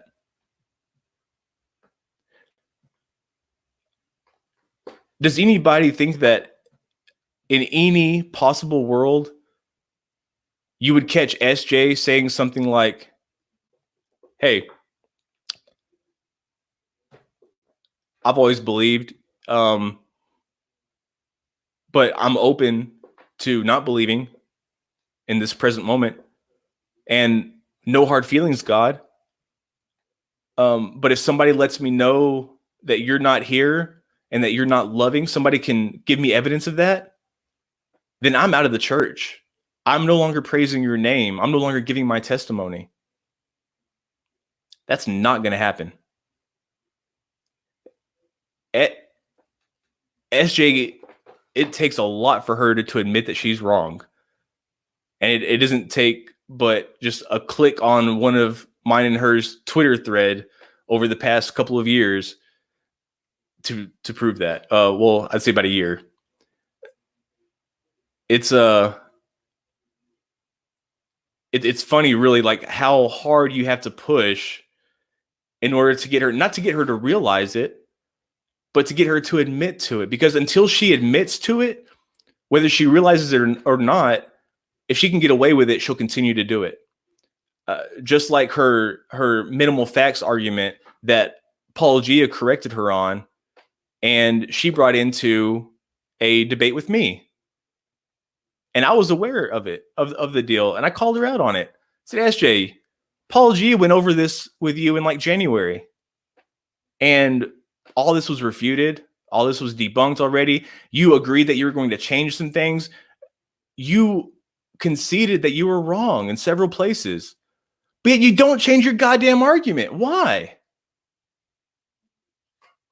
Because it feels good to be accepted by the people who think the way you do. And I get it. I do. But maybe if you think a different way, and maybe you think that there's a possibility that you're thinking something wrong, or maybe that you need to admit that you were mistaken, maybe the best course of action is to acknowledge that, admit it, commit yourself to changing it, and then bring everybody else around you up with you. Right? You have so many damn followers, tens of thousands, I think. Bring somebody up with you. Don't step on people's neck so you can get up, so you can get a head up on somebody, right? Ask somebody if you can, stand on their shoulders. but do it in a way that's respectful. Approach it in a way that you care about what the other person has to say, not just let me just get through this so I can reap the reward, so I can so the brain chemicals do the happy thing. Look at the bigger picture. Would you rather surround yourself with people who like you and appreciate you for perpetuating the same repetitious bad arguments over and over again? Or would you rather alter your arguments to where they're better arguments that are better founded, that are better formulated, better argued, better presented, more easily defended? Or would you rather just hold on to something that you don't believe is sufficient, or something that you've acknowledged is wrong? I mean, I don't know I don't know why you would stay with something, with a mindset that you've already admitted is wrong, unless the benefit that you get from maintaining that position provides you something that you find more valuable. And in that case, I think it's just time to check your priorities. We're going to do one more page. Oh, no, actually, you know what? I'm going to go through the questions and answer any questions that you guys have got, because I've already been talking for a long ass time. And I'm sure that most people have probably bowed out already. But if you guys are still watching, please like this, share this, tweet this out, Faceagram, InstaChat, Face Space on the iBox, all that good stuff. Like it, don't like it, I don't care. I would rather that you like it. But if you don't like it, I would like some constructive criticism. Feel free to download it all you want, but I fully expect a comment on why you downloaded it. Let's see. Let me go through the questions real quick. Okay, now I see some people saying that they agree with me, and some people saying they don't agree with me, but we're going to get to that. I don't want to offend anybody, especially SJ, because the people who know me know how much I care for people and how much I see in people. And perhaps it's to my fault, but I don't think that anybody's beyond redemption. And I don't believe that SJ needs redemption for the same reasons that she does. SJ believes that she needs redemption from something that she can't help. And I believe that she needs redemption from something that she can easily change and easily overcome. And it will make her life and the people around her so much better, give them such a better quality of not just life, but religion, a better quality of religion. If you want to, even if you maintain your Christianity, I can tell you from experience that it is so much better feeling and so much more rewarding, and not nearly the amount of guilt and grief and burdens weighing down upon your shoulders as it that there's a lot of weight on your shoulders whenever you are holding a position that you either know is wrong or is not founded well. And it's so much easier to go to a church and to walk into service and see everybody who may or may not believe the same thing that you do, but see your friends, and they can look at you and know your message, know your positions, whether or not they agree with them or not. They are your positions. They're not Lee Strobel's positions. They're not Case for Christ. Whatever the hell his name is. Can't remember his name. It's not William Lane Craig's religious beliefs. It's not Jews for Jesus religious beliefs. These are S.J. Thomason's religious beliefs. That's when they look at you, they don't see Barbara Comiskey Snyder, right? They don't see arguments using Mao Zedong and Pol Pot and Hitler, right? They don't see you just completely oppressing and denigrating so many people who see life through a different lens than you. But what you need to realize, SJ, is that what you're looking through is not a telescope. It's not a microscope. You're not looking for something. You're not analyzing something, right? This is something that you have to shift your perspective on to see what everybody else sees. You don't have to look at it through the same way. It's a kaleidoscope. You can look through this lens, and all you have to do is just alter it just a little bit, and your perception totally changes completely. What was once maybe just something just ugly and unattractive and bleak and hard to look at, like I imagine a mirror would be if I held beliefs that I didn't believe were true, all for the sake of either being liked or being accepted or for fear of being oppressed by my peers. To me, it would be so much prettier to just shift that ugly, unattractive perspective that we've been getting through looking through this lens that we believe that we have to look through, that you believe you have to look through, SJ, and just shift it a little bit and see the stars. The stars appear, the blue lights, the greens, the yellows, the oranges, and all of a sudden a much more attractive pattern appeals, something that's much more agreeable to you. And it's something that you can be proud of. It's something that you can let shine because that's yours. Whether or not somebody else believes it the same way as you do or not, the important thing is that it is yours. You developed it, right? I can have the same movie, the same favorite movie as somebody else, but that doesn't mean that I'm copying them, right? That's mine. That's my favorite movie. I'm not saying it because it's somebody else's. I'm saying it because it's mine. What is your favorite movie, SJ? Well,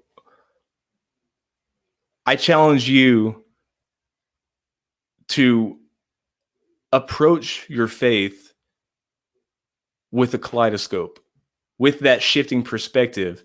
And I challenge you to shake it up and move it around until you find something that's attractive to you. Stop picking up other people's kaleidoscopes, SJ, and just living with it. Get your own goddamn kaleidoscope. Okay, I've had enough preaching, guys. I'm sorry. Let's see questions.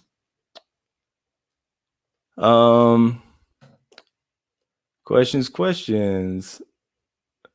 Maynard says, that's a great question. Is homophobia a sin? I was taught in church to love one another. I guess it only meant other Christians. Jesus didn't say that. As a matter of fact, in the Good Samaritan parable, the Samaritans, for those of you who don't know, they were separated from the Jews in Jerusalem by a huge swath of land, and it was highly Hellenized. So these cultures grew up different. Now, while the Samaritans would still go to Jerusalem, go to temple, they were isolated. They were an isolated culture from the core group of Jews. And so they had some ideas that were very different. And so at some points in history, they were hated more by Jews than the Gentiles were because of their difference in belief. But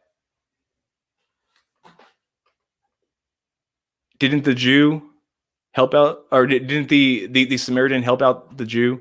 Didn't the Samaritan help somebody who would maybe not help them? But that's not what it's about. It's not about helping somebody because you think that you might get something. It's about helping somebody because if you were them, you'd want you to help you too. Let's see. Do they get relocated? Says Brian Stevens. Yes, absolutely.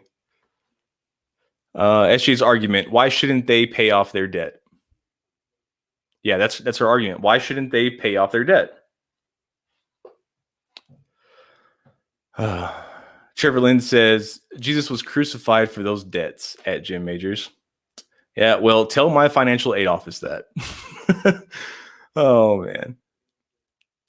The airlines are set to get $25 billion now, said Brian Stevens. Man, if that's true, that's awful.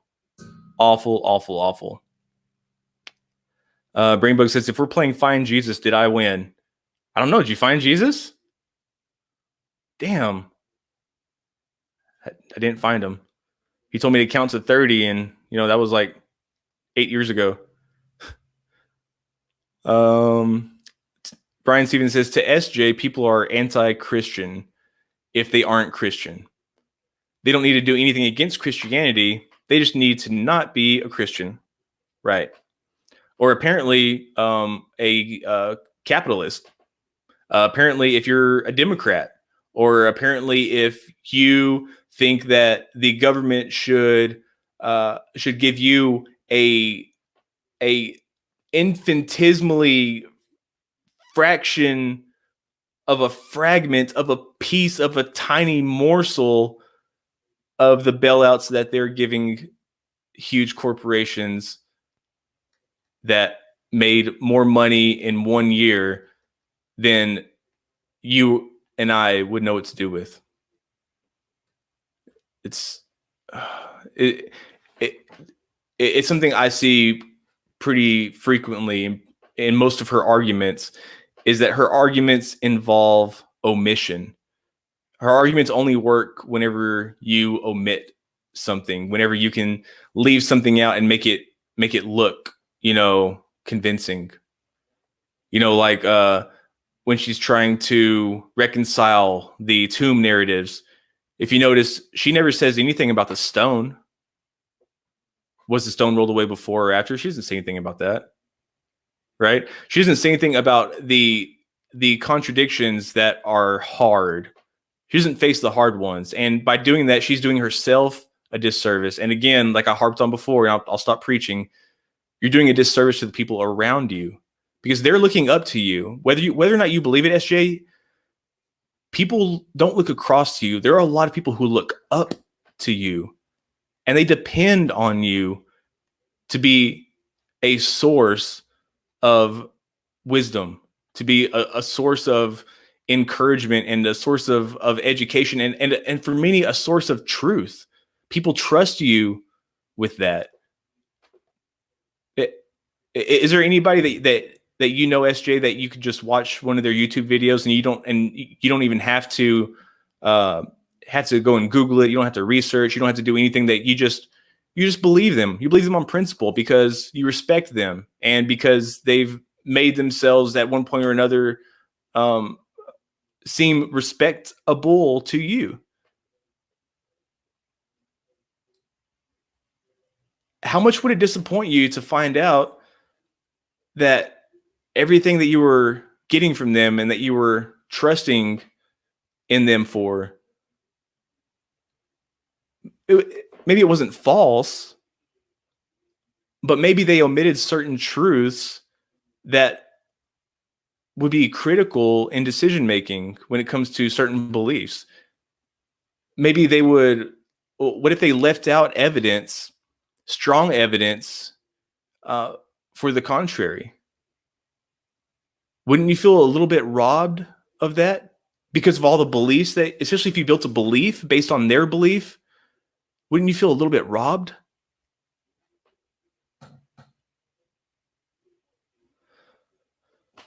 Okay. Questions. No names is slow clap, Jim Majors.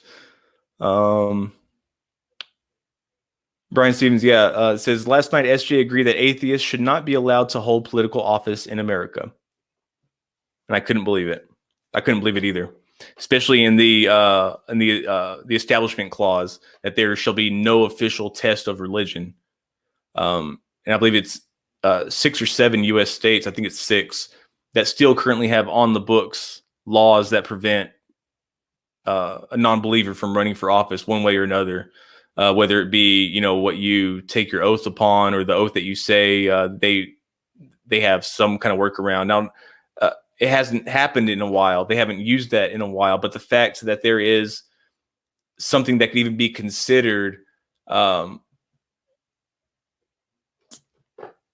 offensive like that, so something that could be considered a deterrent from people like myself and you, Brian, and you, No Name, and you, What the Faith, and you, Trevor, anybody in this chat.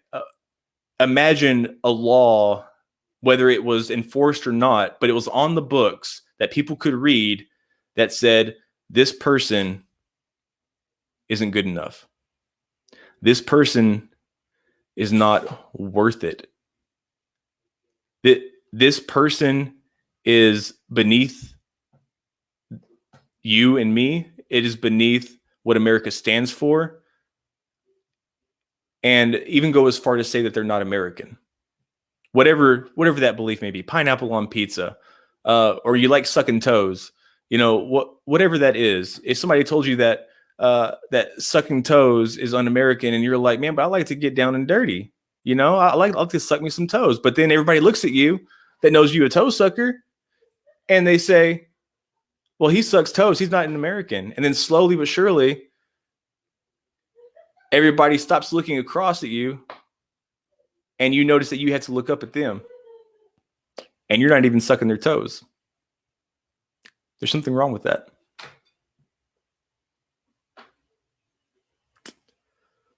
Oh, Trevor, I love that. Playing John Lennon's Imagine in the background. That's great.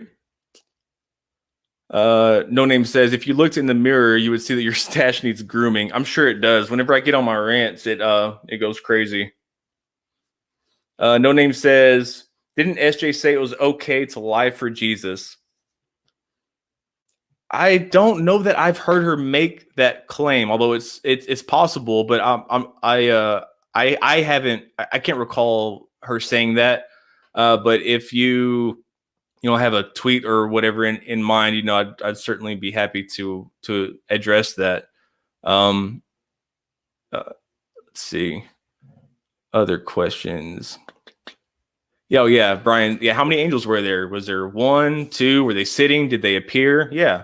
Or she doesn't address why Matthew's the only one who mentions an earthquake. Or why Matthew's the only one who mentions the flight into Egypt when Jesus is a baby, or the Star of Bethlehem, people, the star that led the 3 wise men.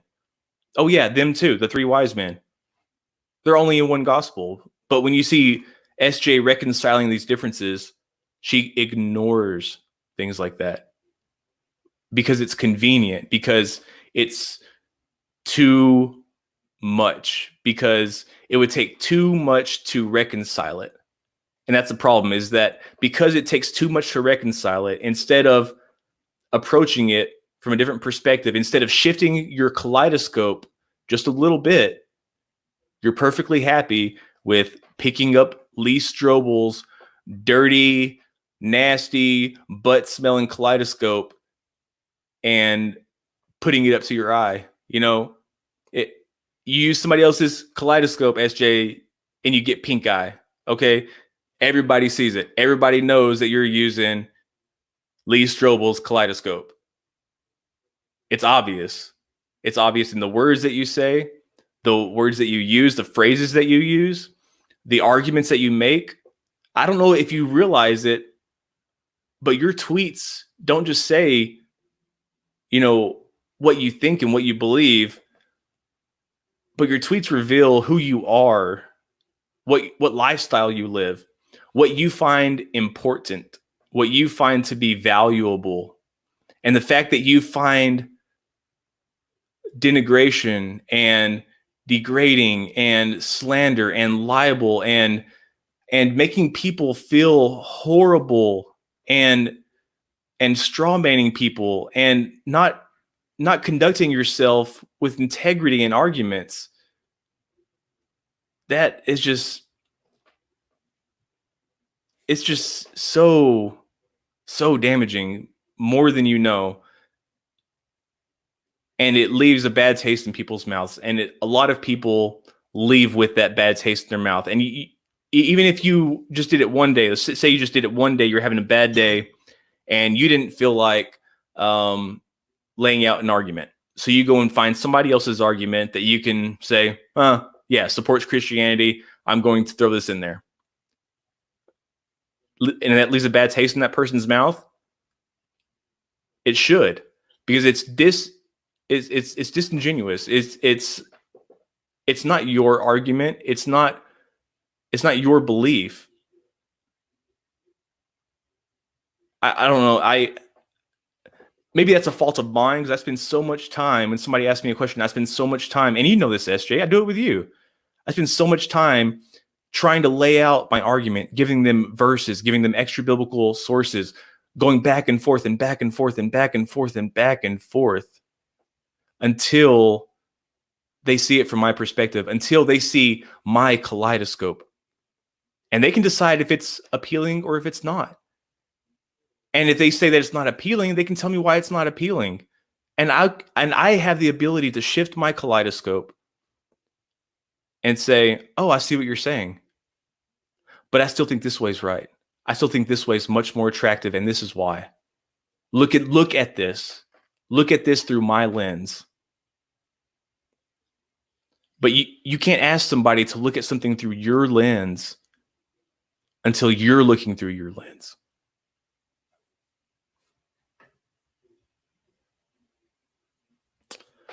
No Name says, if loving toes is wrong, Lordy, I don't want to be right.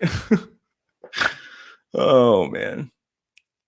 Oh, No Name said it was in a debate a long time ago. May have been on McRae's. Maybe so. Trevor Lund says, toe sucking is un-American when they are still attached. I don't know if that's right. Spartan Theology, hey, good to see you in here, man. It said spitting wisdom. I appreciate that. Thank you so much for joining. And I really hope that any Christian who's watching, I hope that you are able to look at this through my kaleidoscope. I hope you're able to look at this through my lens and see why I find things appealing and why I find things off-putting, why I find things, just why I find things so reprehensible that I lose my appetite, that it hurts me. It hurts me that somebody lives under this facade, and take it from somebody who had to live under a very, very thick cloud for fear of judgment and denigration. It is no fun, and there's no reward in living somebody else's life. There's no reward in being what everybody else wants you to be. But there is reward in self-fulfillment. There is reward in pride, in being able to look at something and say, I worked hard on this. I might not be right, but God damn it, I have a reason to believe this. I have justification, I have evidence, and I am comfortable defending this with my kaleidoscope. I'm not going to tell you to look at anybody else's. Look at mine. I'm not going to send you a YouTube link, say, hey, look at this kaleidoscope. No, I'm going to tell you to look at mine. I'm not going to send you a link to an Amazon Kindle page and say, here, look at this kaleidoscope. No, I'm going to hand you mine. And if you think it's wrong, then you tell me what's wrong, how to alter it. And I can and I will see it through your perspective. And if you can't look through somebody else's kaleidoscope,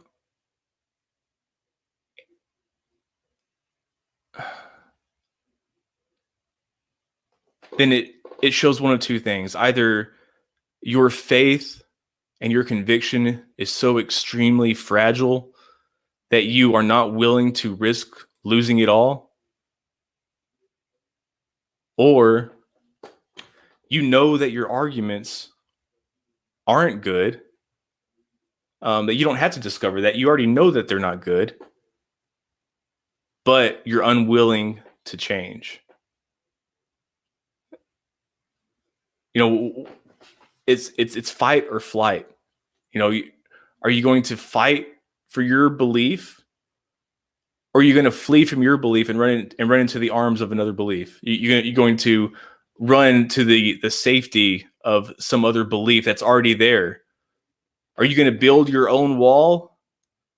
Are you going to make Mexico pay for it? Or are you going to use somebody else's wall? You know, are you going to use somebody in El Paso? Are you going to use their 8-foot privacy fence and say that that's your wall? You know, no, don't be lazy. Build your own wall. Mexico's not paying for it. Okay. Sorry for all the analogies, guys. I'm stoned and I'm feeling some kind of way. Let's see if there are any other questions. I'm happy to answer any questions, guys. Brian Stevens says, have you read up on the full Barbara story that SJ loves to talk about? It's just a lady believed I think you meant have MS, who suddenly got better. She may not have had it. Yeah, absolutely. I have read it. I've actually read the book that the two doctors wrote. And that I actually have a lot to say about that. I'm not going to get into that on here, but you are correct. MS is, especially at the time in the 80s, when this supposedly happened, was very easily misdiagnosed. Was it the 70s or the 80s? Either way, it had a very, very high misdiagnosis rate. What they called MS wasn't always MS. It happened to my mom. My mom was, she was, oh shit, what do they call it? Anyways, her doctors said that she had MS, but it was very hard to test for at the time. I think this was in the early 90s. And so they had her on medicine. They had her on disability for years, treating the symptoms of MS. But she never got better. She was always hurting, still a lot of pain and things like that. And turned out the main problem was a pinched nerve in her lower back. And this whole time they thought it was MS. They even thought that it was I want to say Lou Gehrig's disease, but that's not right. I don't remember, but they thought it was several things. But I'm not going to get into that.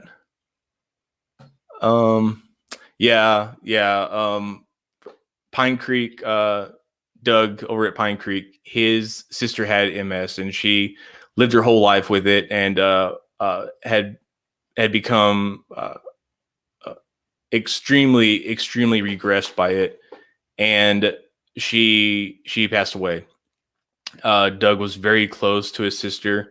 He loved her so much, but I also know that Doug hated to see her suffer. It's something that he talked about a lot. I could feel the passion every time that he talked about it, that he wanted his sister to stop suffering. I truly believe that Doug wanted God to be real so that his sister had a chance to stop suffering.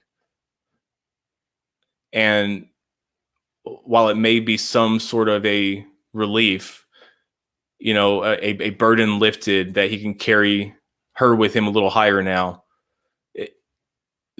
I'm sure that there's still a lot of that, you know, what if going on, you know, what if, you know, just still mad at the idea that, because I know that I am, I don't want to straw man him, but I know that myself, sometimes I often get upset at maybe family or the church or just myself in general about, man, how could I let myself believe these things? How could I let myself become so deluded with the idea that there was some all-powerful being who was concerned for me, that there was some all-powerful, all-loving, all-knowing being who had my best interest at heart. Like how foolish was I to believe that for so long, with all the suffering that I went through, with all of the hardships. And it just made me so upset that if there was a God, then maybe I wouldn't have had to have gone through all of that. Maybe I wouldn't have had to have suffered the humiliation of losing my friends and family. Maybe I would still be in church. Maybe I would still be preaching. Maybe a lot of things would be different. But all because of beliefs that I held for so long dogmatically with such conviction. I had such a grip on them that it seems like a waste almost. Not a waste of time or a waste of energy or a waste of religion, but a waste of hope. There are so many more things that we can put our hope in. So many more things we can put our energy towards. We don't have to, look at the hungry and the homeless and say, well, God has a plan for them. Or we don't have to be hungry and homeless and say, God has a plan for me. We can be that plan that gives the hungry and homeless a bed and a meal. Or if we were that homeless person, we could be acting more proactively, and we could be putting our focus and our hope towards something else other than maybe going to the mission and praying. It's for anybody who was a Christian, especially fundamental, or who was a serious Christian. I'm sure you get me. So you guys, if you know Doug from Pine Creek, go over, give him some love, subscribe to him, tell him, that you're thinking about him, and just give him support. God's not going to do it. Put your hope in yourself.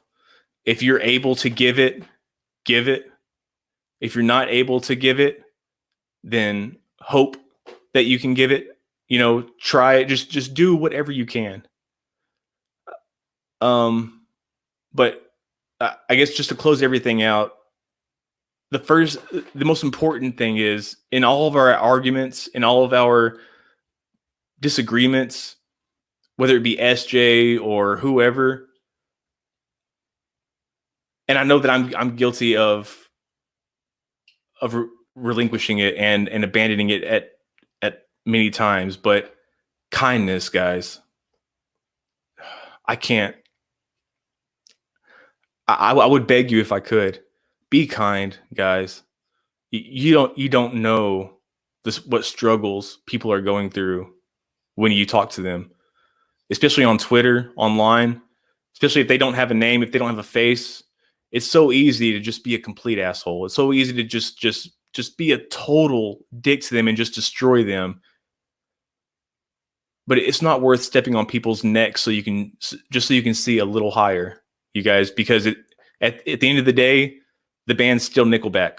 Okay, you don't need to stand on somebody else's shoulders. Be there for somebody, guys. Like, be kind. You can be right and be kind. You can be wrong and be kind.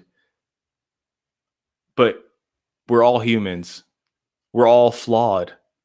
Not in the Christian aspects that we're flawed, but we're all flawed in the sense that we truly need each other and we don't have each other. And that is our biggest, most fundamental flaw that will be the ruin of us. So be there for people. And when you're there for people, be kind to people. I love you all. I'd appreciate it if you would subscribe. Any suggestions for future videos, please comment. I would very much love suggestions. I have a really hard time trying to find guidance in what I what kind of content I share, which is why it's so few and far between, is because I procrastinate and I jump from one topic to another, and I'm trying to please you guys. I want to give you guys what you need. So tell me what you need from me, and I'll get it. I'll do what I can. But what I need from you guys is kindness. Much love, everybody, and tons of respect, and all the toe sucks that a $50 bill can get you. Yeah. I hope everybody has a great rest of your day, and we'll talk to you later. Bye.